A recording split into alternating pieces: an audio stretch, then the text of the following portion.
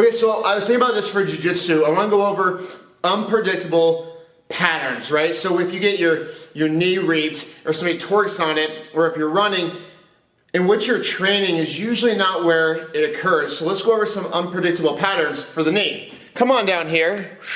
Check this out. Okay, so I'm gonna put one leg up, right? So we can really focus on the knee. Let me drive back a little bit. Okay, restart. Okay, so I'm gonna put one leg up, hop it out there, and I'm gonna sink it to the knee.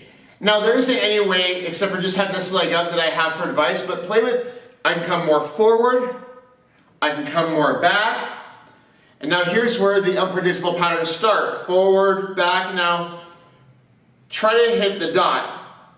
And if you do this with a friend, it's a little more effective because it is way more unpredictable. I might hold you. Now let's make it a little harder. I'm holding him there. Hold, hold, hold. Transition. Hold, hold, hold. Transition. Now there are points, and if you have some knee issues, this may not be for you. If there's points that are really cranky, obviously stay away. So make sure you got at least a healthy enough knee to begin this, but try some unpredictable patterns and see how it feels.